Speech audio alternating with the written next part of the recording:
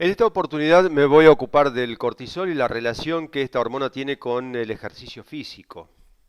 Le dedico particularmente este video a Agustín, Maxi, Francisco y Lucas, estudiantes de la carrera de Educación Física de la Universidad Autónoma de Entre Ríos que solicitaban este saludo.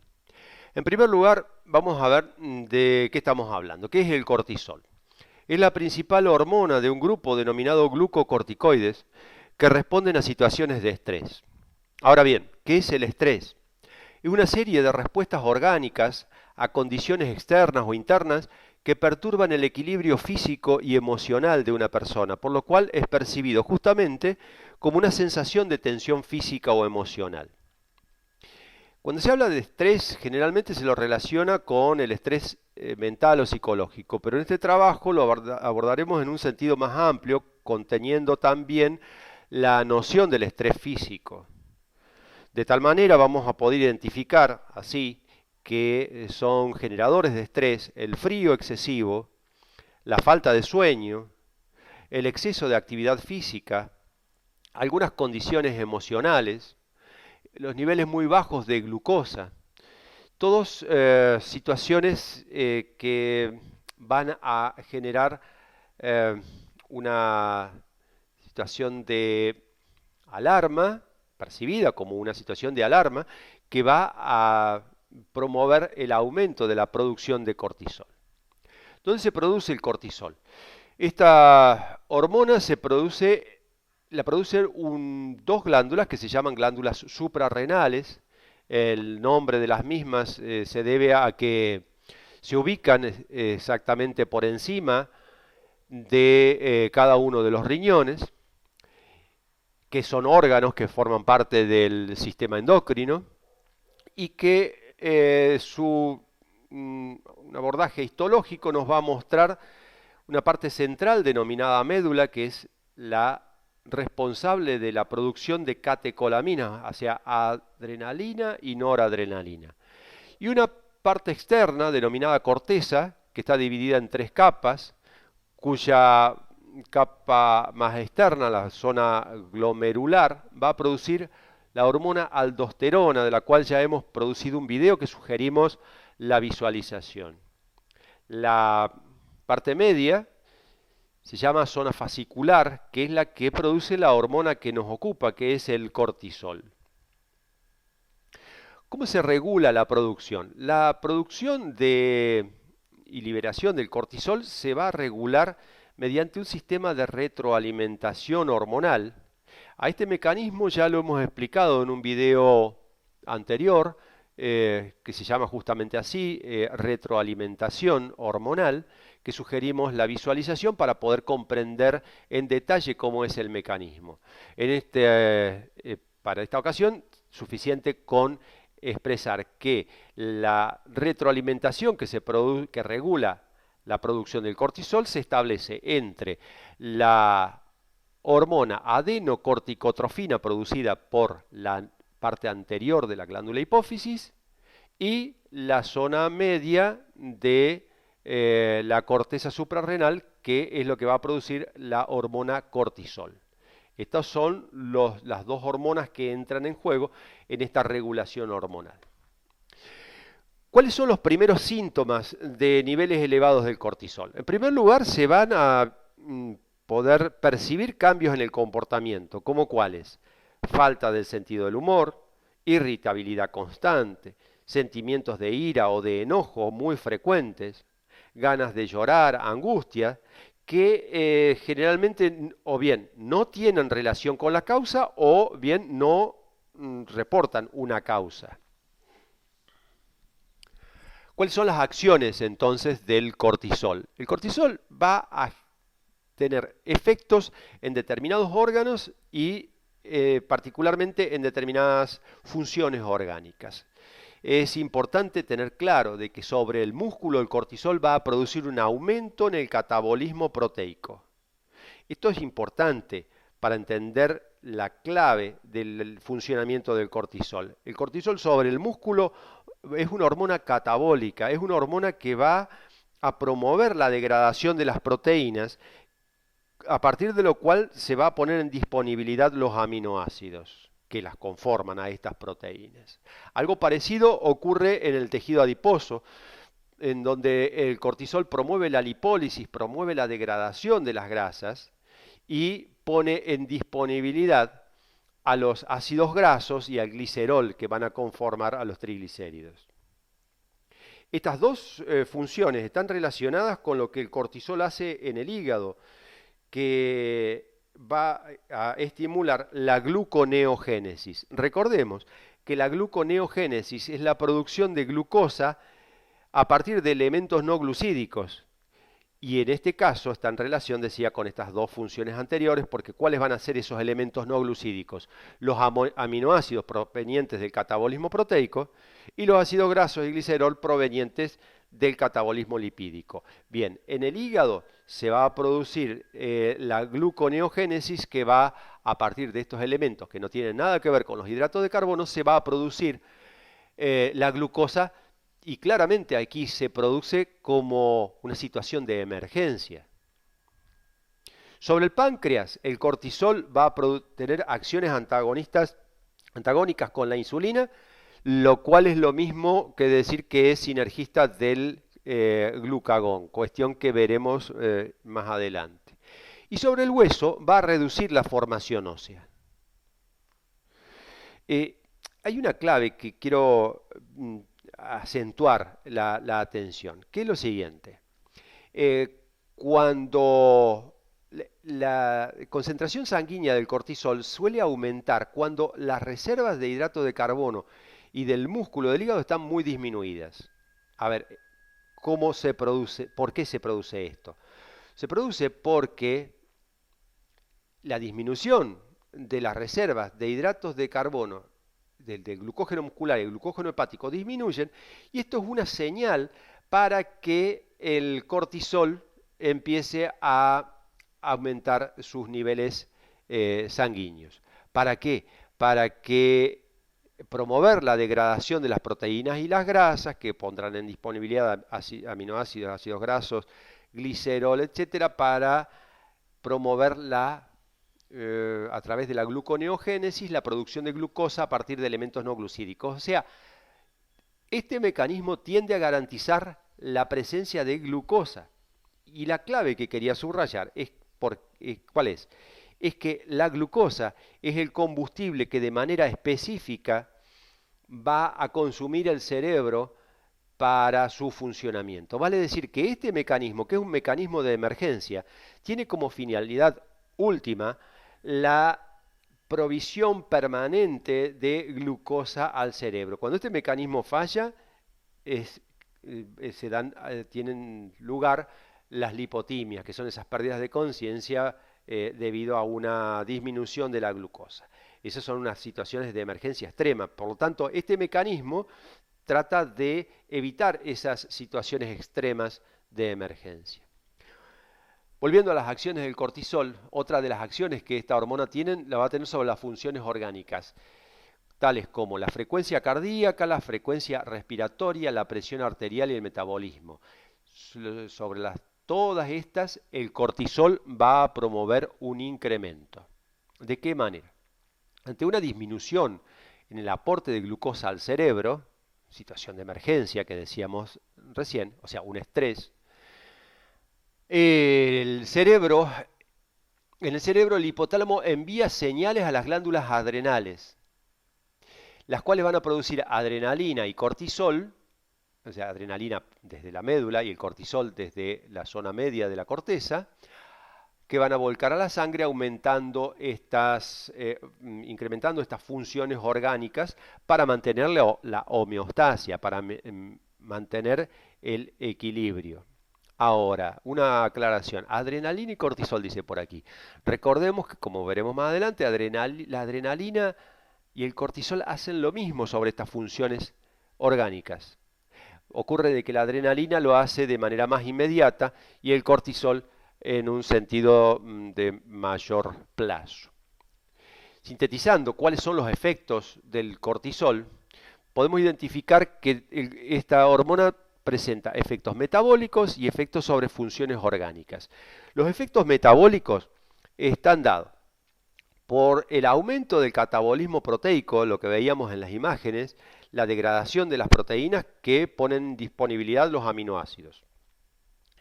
El aumento del catabolismo lipídico que pone en disponibilidad los ácidos grasos y el glicerol. La estimulación hepática de la gluconeogénesis, que era la producción de glucosa a partir de elementos no glucídicos, que eran los aminoácidos provenientes de las proteínas y los ácidos grasos provenientes de la degradación de los lípidos. La disminución de la utilización celular de glucosa, y si la glucosa no entra dentro de la célula, ¿dónde va a quedar? Va a quedar en la sangre, o sea, en el plasma sanguíneo. Por lo tanto, va a haber un aumento de la glucemia. Lo digo en estos términos para marcar la relación que tienen todos estos efectos metabólicos. Son efectos que están definitivamente relacionados, no son aleatorios. Los efectos que tiene el cortisol sobre las funciones orgánicas van a verificarse en la frecuencia cardíaca, en la frecuencia respiratoria, en la presión arterial, en la cual se va a observar aumento de todas estas funciones. Y además, el cortisol, se han descubierto efectos antiinflamatorios, de los cuales, bueno, en el campo de la salud son conocidos, y a partir de ahí es que se producen los medicamentos llamados corticoides. Veamos ahora cuáles son los principales sinergismos y antagonismos de esta hormona que estamos estudiando. El cortisol tiene acciones sinérgicas con las catecolaminas, lo veíamos recién. Van a producir junto con las catecolaminas un aumento en la frecuencia cardíaca, un aumento en la frecuencia respiratoria, un aumento de la presión arterial, solo que las catecolaminas lo va a hacer a corto plazo y el cortisol lo va a hacer a un plazo más largo. Con el glucagón también es sinergista, lo decíamos cuando hacíamos la síntesis de las funciones del cortisol, porque todas las funciones metabólicas están orientadas hacia el aumento de la glucemia, lo cual por mecanismos diferentes hace el glucagón. También por un mecanismo diferente va a ser sinergista de la paratormona, que es una hormona que reduce la formación ósea. Y también va a ser sinergista de la aldosterona y de la antidiurética. Dos hormonas que también hemos producido sus respectivos videos, que para poder entender en profundidad lo que estamos expresando, sugiero su visualización. ¿Para qué? Para que se pueda interpretar en detalle de que son sinergistas en tanto el cortisol, la aldosterona y la antidiurética. Todas estas hormonas van a producir aumento de la presión sanguínea, pero naturalmente por mecanismos diferentes a los de la aldosterona antidiurética. El cortisol realiza acciones antagónicas con la insulina. Bueno, ya lo hemos expresado ampliamente. ¿Por qué? Porque el cortisol aumenta la glucemia y la insulina es una hormona hipoglucemiante. Con la somatotrofina es antagónico. ¿Por qué? Porque la somatotrofina va a promover el crecimiento, la hormona del crecimiento, la somatotrofina, y va a promover el crecimiento particularmente de huesos y músculos, lo cual el cortisol va a hacer justamente lo contrario, a través del catabolismo, del catabolismo proteico, en lo cual va a haber una degradación de las proteínas, y a través de la reducción de la formación ósea. También es antagonista de la calcitonina. La calcitonina promueve la formación ósea, el cortisol reduce la formación ósea. Y un capítulo aparte, digno de subrayar, es el antagonismo que el cortisol tiene con las endorfinas. Recordemos cuáles eran los primeros efectos del cortisol. Y lo buscamos aquí. Cambios en el comportamiento, falta del sentido del humor, irritabilidad constante, sentimientos de ira, ganas de llorar, angustia. Y es justamente todo lo contrario de lo que hacen las endorfinas, que son esas hormonas que se segregan cuando se realiza actividad física, cuando se realiza una actividad placentera. Los corticoides son antagonistas de las endorfinas en términos de estas acciones metabólicas. Pero en términos de las funciones orgánicas también son antagonistas. ¿Por qué? Porque las endorfinas son hormonas, además del placer y del no dolor, son hormonas de la salud. Porque las endorfinas disminuyen la frecuencia cardíaca, disminuyen la frecuencia respiratoria y disminuyen la presión arterial. Por lo tanto, el cortisol y las endorfinas son antagónicos en muchos aspectos.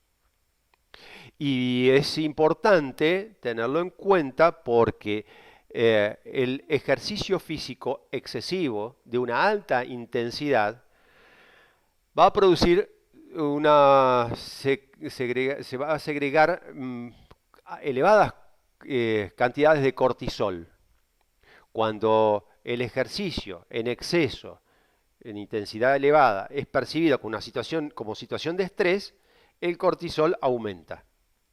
Pero cuando el ejercicio físico es producido, es prescripto de una manera placentera, que genere placer, que genere gusto por la práctica de la actividad física, el ejercicio va a promover la producción de endorfinas, que son estas hormonas que decíamos, del placer, del no dolor y, como vimos recién, también podemos decir que son hormonas de la salud, al disminuir la frecuencia cardíaca, la presión arterial y la frecuencia respiratoria.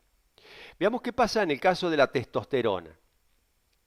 Es antagonista en cuanto a la síntesis de proteína. ¿Por qué? Porque la testosterona va a promover la síntesis de proteínas y el cortisol va a promover la degradación de estas. Por otro lado, tiene aspectos sinérgicos en relación a la frecuencia cardíaca, la frecuencia respiratoria y la presión arterial, en la cual tanto cortisol como testosterona van a aumentar. Veamos qué ocurre cuando en la comparación con las hormonas tiroideas. Tiene aspectos antagónicos en cuanto al consumo celular de la glucosa. Recordemos que el cortisol impide la entrada de la glucosa a la sangre, cosa contraria que hacen las hormonas tiroideas. Pero por otra parte tienen efectos sinérgicos en relación a la movilización de lípidos e incremento de la gluconeogénesis. Veamos qué pasa con el cortisol durante el ejercicio. Esto lo veíamos, todo lo que decíamos anteriormente, lo veíamos en términos generales. Pero, ¿qué pasa con el ejercicio?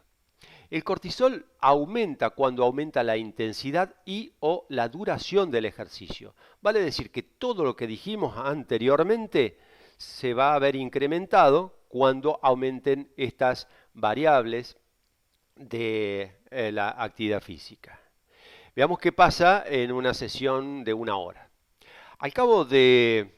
y especialmente relacionémosla con el continuo energético, porque muchos saben que los sustratos energéticos, a medida que se va desarrollando una sesión de actividad física, van encadenándose, van cambiando el predominio, quiero decir.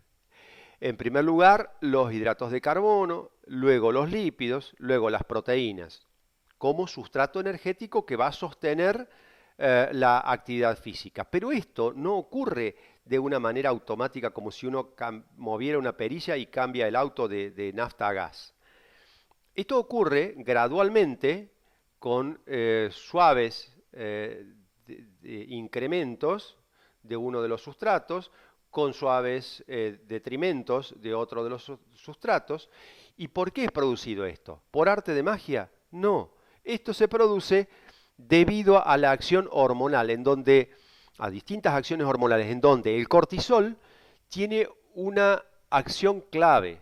Digo el cortisol porque en esta regulación hormonal del continuo energético también entra en juego la insulina, también entra en juego el glucagón, también entran en juego las catecolaminas, pero lo que vamos a ver particularmente aquí es cuál es la acción del cortisol en relación al continuo energético. Todos sabemos entonces que el primer sustrato energético en una sesión de actividad física son los hidratos de carbono.